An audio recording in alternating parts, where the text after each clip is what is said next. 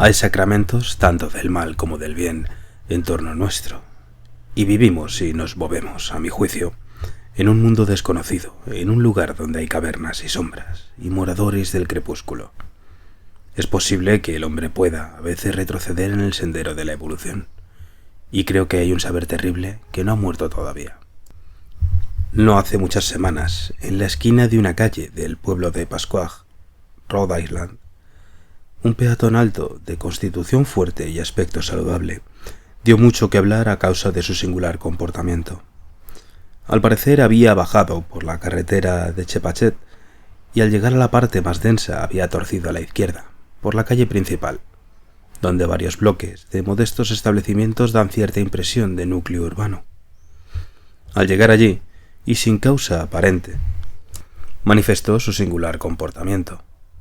Miró un segundo de forma extraña hacia el más alto de los edificios y luego, profiriendo alaridos aterrados e histéricos, inició una frenética carrera que concluyó cuando tropezó y cayó en el cruce siguiente.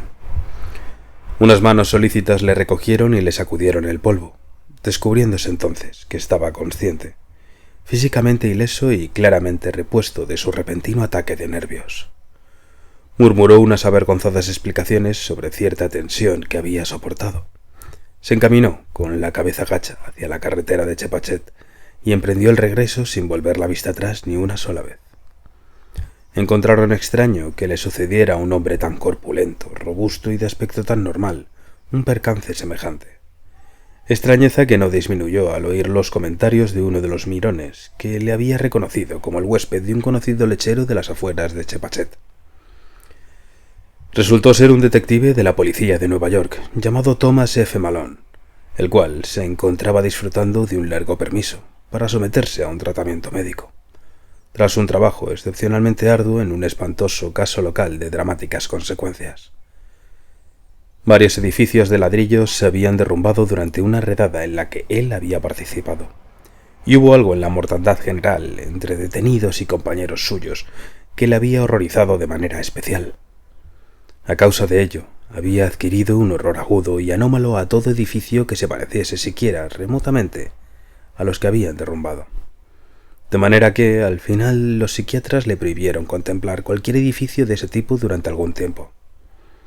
Un médico de la policía, que tenía familia en Chepachet, sugirió que dicha aldea, formada por casas coloniales de madera, podía ser un lugar ideal para su convalecencia psíquica, y allí se había retirado al paciente, prometiendo no aventurarse a andar por las calles con fachadas de ladrillo de las grandes poblaciones hasta que le aconsejase debidamente el especialista de Woonsocket con quien le habían puesto en contacto. Este paseo a Sapasquag, con idea de comprar revistas, había sido un error, y el paciente había pagado su desobediencia con un susto, algunas contusiones y una humillación. Esto era cuanto sabían los chismosos de Chepachet y de Pasquag, y esto era también lo que los doctos especialistas creían. Pero al principio Malone había contado a los especialistas mucho más, aunque dejó de contarles nada al ver la absoluta incredulidad que reflejaban sus semblantes. A partir de entonces, guardó silencio y no protestó en absoluto cuando todos coincidieron en afirmar que había sido el derrumbamiento de los ruinosos edificios de ladrillo del sector de Red Hook, de Brooklyn, y la muerte consiguiente de muchos esforzados oficiales, lo que había ocasionado su desequilibrio nervioso. Había trabajado demasiado, dijeron, en la limpieza de aquellos nidos de desorden y de violencia. Algunos detalles fueron horrorosos a todas luces, y la inesperada tragedia había supuesto la gota que colmaba el vaso.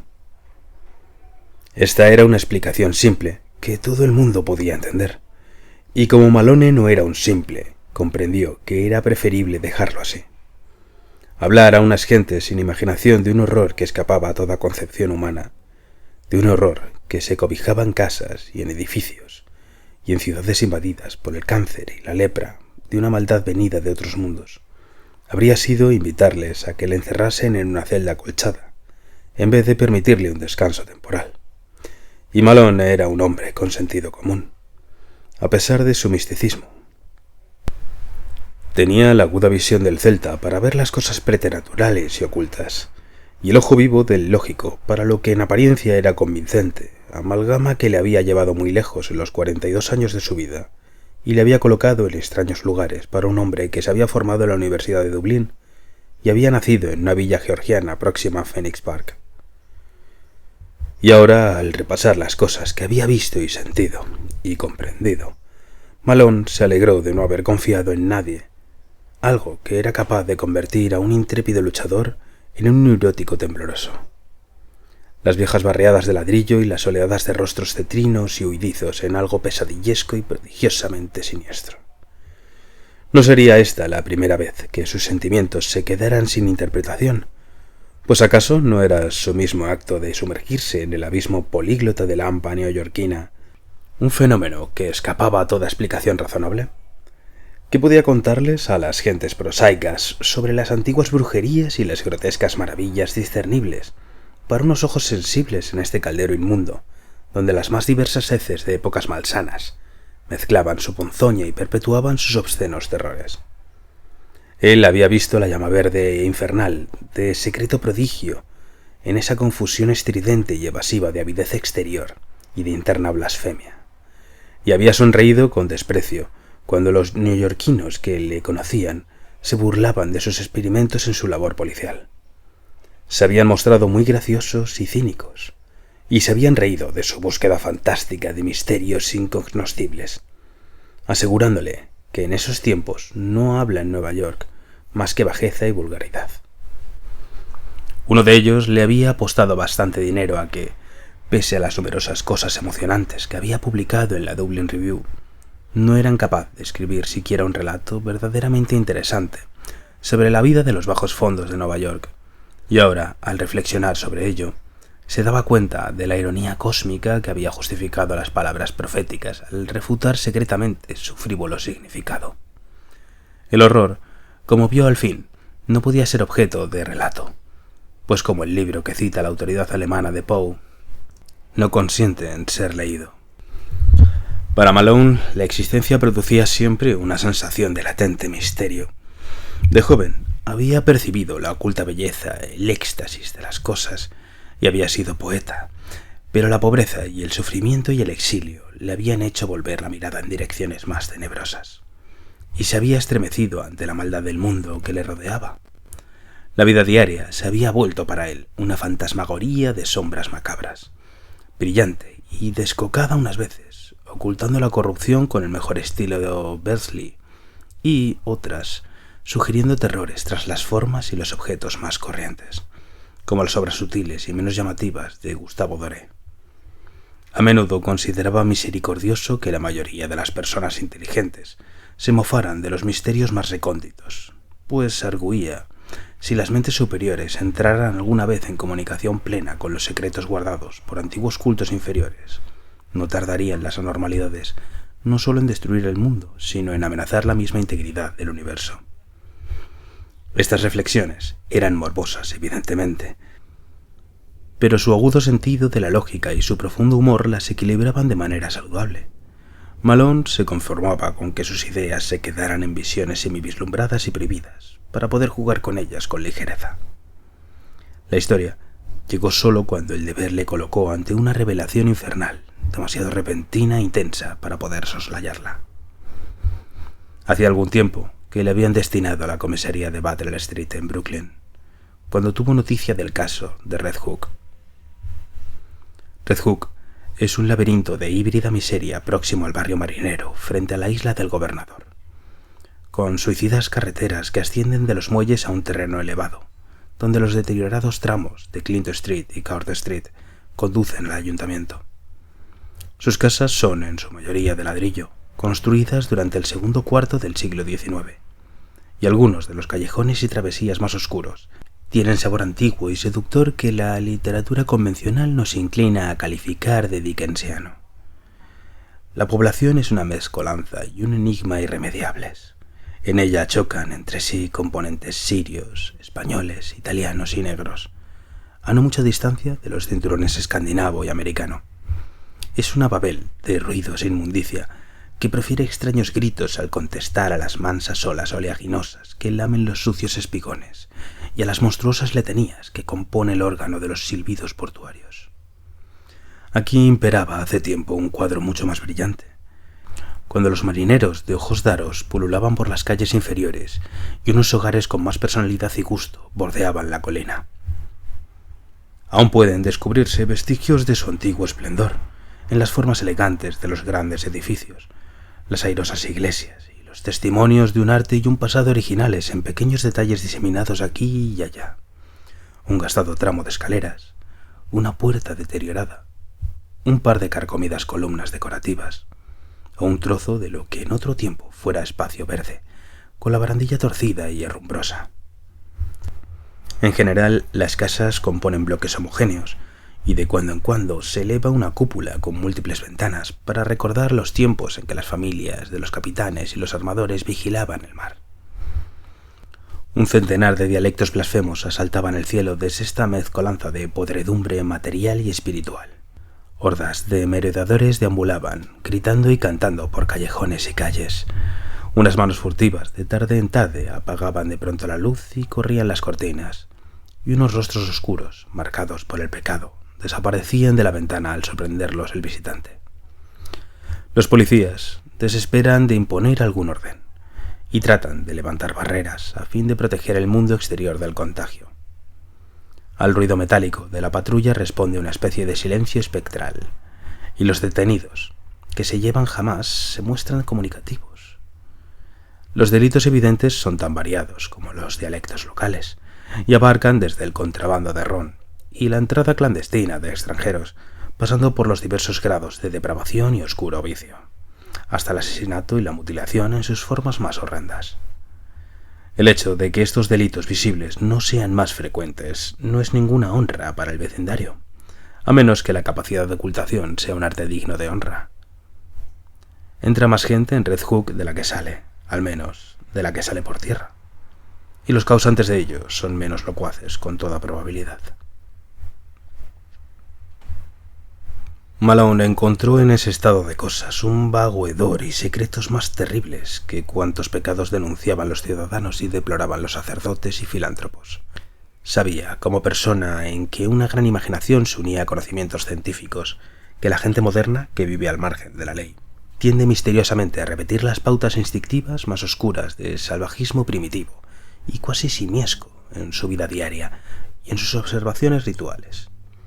Y con un estremecimiento de antropólogo, había visto a menudo desfilar procesiones acompañadas de cánticos y blasfemias, de jóvenes de ojos turbios y rostros picados de viruela, que desfilaban durante las primeras horas de la madrugada. Constantemente se veían grupos de estos jóvenes, unas veces mirando de soslayo en las esquinas de las calles, otras en los portales, tocando misteriosamente instrumentos musicales de escasa calidad. Otras, sumidos en un embotamiento anonadante, enfrascados en conversaciones indecentes alrededor de una mesa de algún restaurante próximo a Brook Hall, o hablando en voz baja junto a un taxi desvencijado ante el pórtico solemne de algún caserón viejo y ruinoso, con los postigos cerrados. Le fascinaban y le producían escalofríos más de lo que se atrevía a confesar a sus compañeros de cuerpo, porque le parecía ver en ellos una especie de hilo monstruoso de secreta continuidad, una pauta diabólica, misteriosa y antigua, que estaba más allá y por debajo de las acciones, costumbres y guaridas investigadas con concienzudo cuidado técnico por la policía. Eran, sin duda, intuía él, herederos de alguna tradición espantosa y primordial, partícipes de cultos y ritos degradados y fragmentarios, más viejos que la humanidad. Lo sugería su coherencia y su precisión, y lo revelaban los indicios de un orden subyacente bajo el sórdido desorden. No en vano había leído tratados como El culto de la brujería en Europa occidental de Margaret Murray, y sabía que había pervivido hasta los últimos años, entre los campesinos y las gentes furtivas, un tipo horrible y clandestino de reuniones y orgías que provenía de tenebrosas religiones anteriores al mundo ario, y que aparecían en las leyendas populares como piensas negras y aquelarres.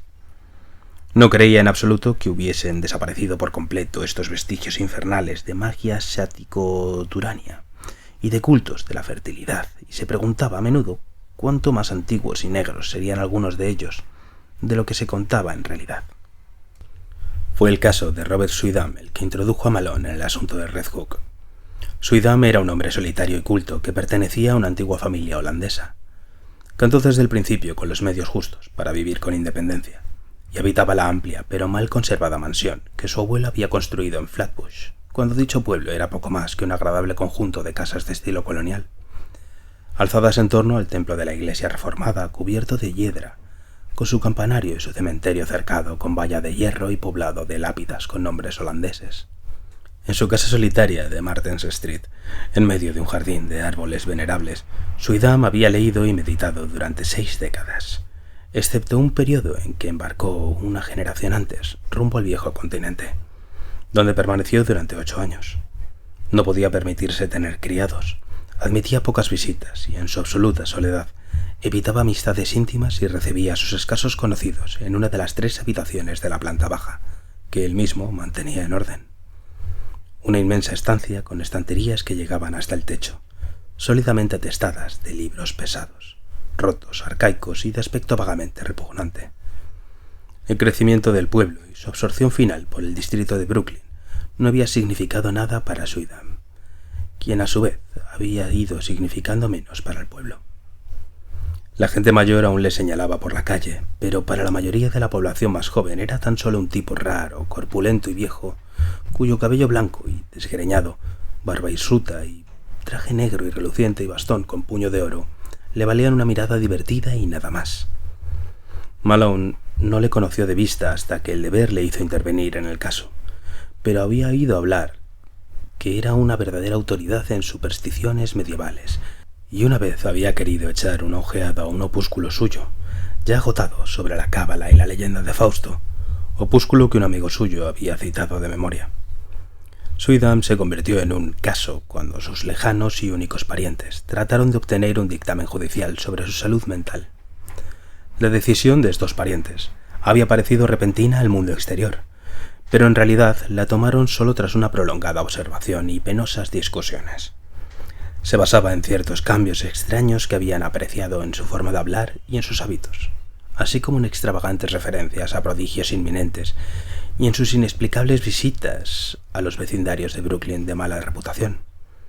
Con los años se había ido volviendo más descuidado en su persona, hasta convertirse en un auténtico pordiosero, y los avergonzados amigos le veían a veces por las estaciones del metro, o haraganeando en los bancos de los alrededores de Borough Hall, conversando con desconocidos de piel oscura y cara tenebrosa.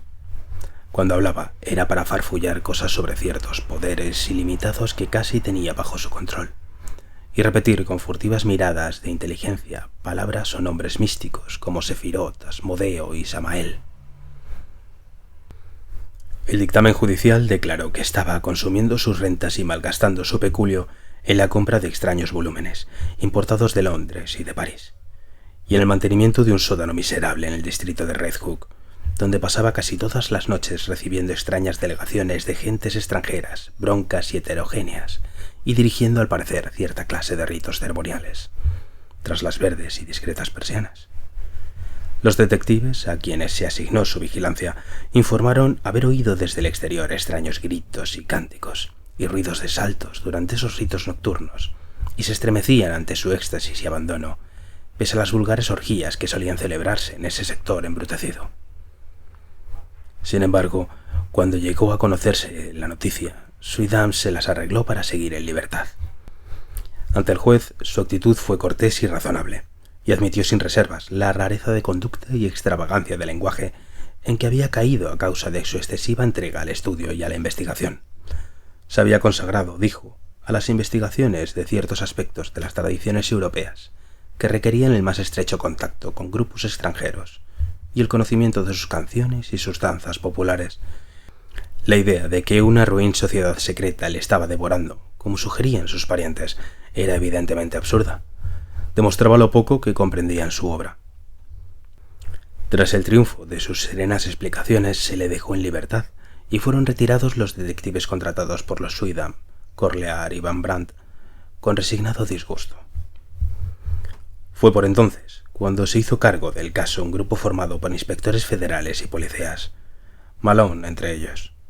La policía había seguido con interés el caso de Schiedam, y había sido llamada en muchas ocasiones para que ayudase a los detectives privados. Durante este trabajo se puso de manifiesto que entre los nuevos amigos de Suydam se encontraban los más negros y depravados criminales que pululaban por los tenebrosos callejones de Red Hook, y que al menos una tercera parte de ellos eran reincidentes en casos de robo, disturbios e introducción ilegal de inmigrantes. En efecto, no sería exagerado decir que el círculo particular del viejo erudito coincidía casi cabalmente con la peor de las camarillas organizadas que ayudaban desde tierra a pasar clandestinamente a cierta hez incalificable de asiáticos tan sabiamente devueltos por Ellis Island. En los tugurios rebosantes de Parker Place, rebautizada posteriormente, donde Suydam tenía el sótano, se había formado una inusitada colonia de gentes extrañas de ojos rasgados que utilizaban el alfabeto árabe, aunque era rechazada manifiestamente por la gran mayoría de sirios que vivían en Atlantic Avenue y sus proximidades. Todos podían ser deportados por falta de documentación, pero los mecanismos legales funcionaban con lentitud y no se puede remover Red Hook, a menos que la publicidad obligue a las autoridades a tomar tal medida. Estos seres acudían a una derruida iglesia de piedra, utilizada los viernes como sala de baile, la cual alzaba sus contrafuertes góticos cerca de la parte más sórdida del barrio marinero.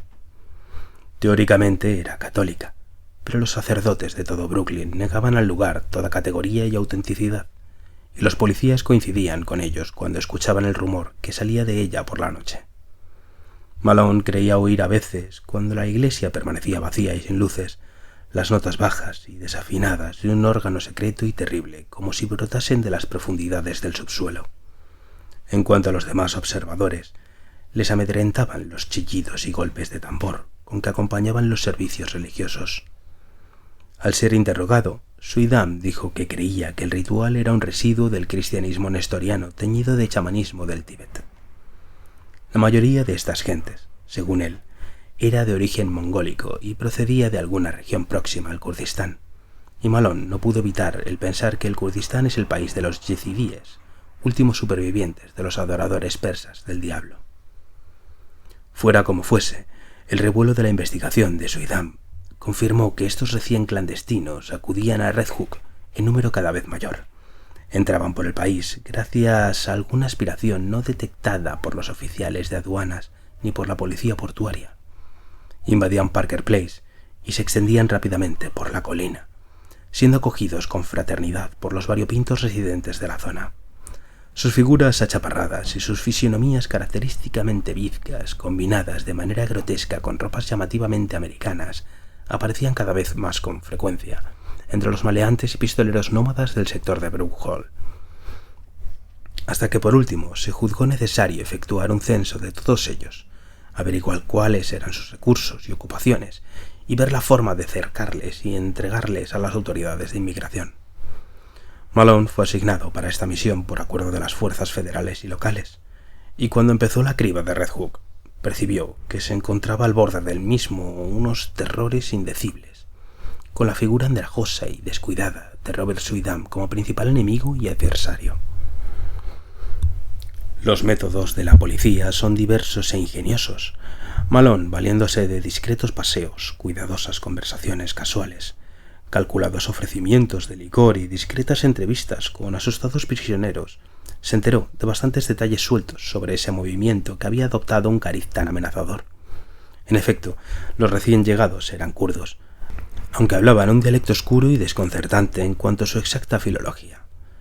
Los que trabajaban lo hacían en su mayor parte como cargadores de muelle o eran buhoneros sin licencia, aunque a menudo servían en restaurantes griegos y atendían en los kioscos de los periódicos de las esquinas. La mayoría, sin embargo, carecía de un medio visible de subsistencia y tenía que ver evidentemente con actividades de lampa, de las cuales el contrabando y el tráfico ilegal de licores eran las menos inconfesables. Casi todos habían llegado en buques de vapor y habían sido desembarcados durante noches sin luna en botes de remo que después se metían furtivamente por debajo de cierto muelle y seguían por un canal oculto hasta un remanso subterráneo situado debajo de cierta casa. Malone no consiguió localizar el muelle, ni el canal, ni la casa, ya que la memoria de sus informadores era terriblemente confusa, en tanto que su lenguaje era en parte incomprensible aún para los intérpretes más capaces. Tampoco pudo obtener ningún dato coherente sobre las razones de su importación sistemática. Se mostraron reservados respecto al lugar del que venían, y en ningún momento los pudo coger lo bastante desprevenidos como para revelar qué agentes les habían buscado y dirigido. En efecto, manifestaron algo así como un tremendo pavor cuando se les preguntó por los motivos de su presencia allí. Los maleantes de otras razas se mostraron igualmente reservados, y lo más que se pudo inferir fue que un dios o un gran sacerdote les había prometido poderes inauditos y glorias y gobiernos sobrenaturales en una tierra extraña. La asistencia de los recién llegados y antiguos delincuentes a las rigurosamente vigiladas reuniones nocturnas de Suidam era muy asidua, y la policía no tardó en enterarse de que el antiguo solitario había alquilado pisos adicionales para acomodar a aquellos invitados que estaban al tanto de sus consignas, llegando a adquirir finalmente 3 edificios enteros y albergando de forma permanente a muchos de estos misteriosos compañeros. Ahora pasaba poco tiempo en su casa de Flatbush, a donde solo iba para llevarse o devolver libros, y su expresión y actitud habían alcanzado un impresionante grado de extravío. Malone fue a verle un par de veces, pero a las 2 fue rechazado con brusquedad. No sabía nada, dijo, de complots ni de conjuras misteriosas. No tenía idea de cómo habían entrado los kurdos, ni de qué pretendían. Su ocupación era estudiar con serena tranquilidad el folclore de todos los inmigrantes del distrito, asunto en el que la policía no tenía por qué meterse. Malone expresó su admiración por su viejo folleto sobre la cábala y otros mitos, pero el ablandamiento del anciano fue solo momentáneo. Consideró aquello una intrusión y despidió a su visitante sin contemplaciones. Malone se retiró disgustado y acudió a otros canales de información.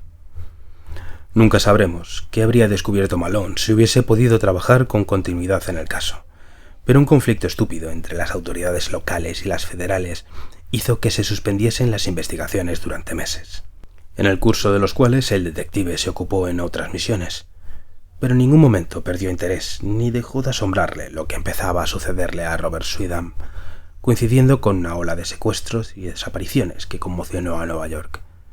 El descuidado erudito empezó a experimentar una metamorfosis tan asombrosa como absurda. Un día le vieron por las proximidades de Brook Hall con el rostro afeitado, peinado y con un traje pulcro y de buen gusto, y en adelante cada día se observaba en él cierta oscura mejoría. Mantenía constantemente su nueva actitud remilgada, a la que vino a sumarse un inusitado fulgor en los ojos y una vivacidad en el habla, y poco a poco empezó a perder la corpulencia que durante tanto tiempo le había deformado. Ahora era frecuente que se le atribuyese menos edad de la que tenía. Adquirió elasticidad en su modo de andar y firmeza en el porte, en consonancia con su nueva vida, y su cabello mostró un curioso oscurecimiento que no daba la impresión de deberse al tinte. Unos meses después, empezó a vestir de manera cada vez menos conservadora, y finalmente asombró a sus nuevos amigos al restaurar y decorar de nuevo su mansión de Flatbush, que abrió en una serie de recepciones a las que invitó a cuantas amistades recordaba, dispensando una especial acogida a sus parientes olvidados que poco antes habían tratado de internarle. Unos asistieron por curiosidad y otros por obligación, pero todos se sintieron súbitamente encantados ante la gracia y donaire de que hacía gala el antiguo ermitaño. Este declaró que había terminado casi toda la labor que se había asignado, y que, puesto que acababa de heredar cierta propiedad de un amigo europeo semiolvidado, iba a pasar el resto de sus días en una segunda y más brillante juventud, cosa que hacían posible el desahogo económico, el cuidado y una estudiada dieta. Cada vez se le veía menos por Red Hook y cada vez se movía más en la sociedad en la que había nacido. La policía observó que los maleantes solían reunirse ahora en la vieja iglesia sala de baile en vez de acudir al sótano de Parker Place, aunque este y sus recientes anexos seguían rebosantes de vida pestilente. Entonces se produjeron 2 acontecimientos bastante inconexos, aunque de enorme interés para el caso, tal como Malone lo concebía. Uno fue el anuncio discreto, aparecido en el Eagle, de los esponsales de Robert Suidam con la señorita Cornelia Gerritsen de Bayside, joven de excelente posición y pariente lejana de su viejo prometido. El otro fue una redada efectuada por la policía en la iglesia sala de baile, al recibir el aviso de que había sido vista fugazmente en una ventana del sótano la cara de un niño secuestrado. Malone había participado en esta redada y una vez dentro había examinado el lugar con todo detenimiento. No encontraron a nadie en realidad, el edificio estaba completamente desierto cuando llegaron, pero su sensibilidad celta se sintió vagamente turbada ante muchas de las cosas que descubrió en el interior. Había tablas con pinturas sumamente desagradables, tablas que representaban rostros sagrados con expresiones singularmente sardónicas y mundanas, los cuales adoptaban a veces gestos libertinos, que incluso una sensibilidad profana decorosa apenas podía aprobar. Tampoco le agradó la inscripción griega muro encima del púlpito. Era una antigua fórmula mágica con la que ya se había tropezado en sus tiempos de estudiante en Dublín, y que decía literalmente: «Oh amiga y compañera de la noche, tú que te solazas en el ladrido del perro y en la sangre derramada, que vagas entre las sombras de las tumbas y ansías la sangre y traes el terror a los mortales. Gorgo, Mormo, luna de mil caras, mira con ojos favorables nuestros sacrificios». Hola y gracias por escucharme. Espero que hayas disfrutado de la narración de hoy. Siempre estoy buscando nuevas historias que contar. ¿Hay algún relato que te gustaría oír? ¿Algún caso o tema que te apasione? No dudes en dejar tus sugerencias en los comentarios. Tus ideas son invaluables para mí y este canal se nutre de tus pensamientos y creatividad. Muchas gracias y un abrazo.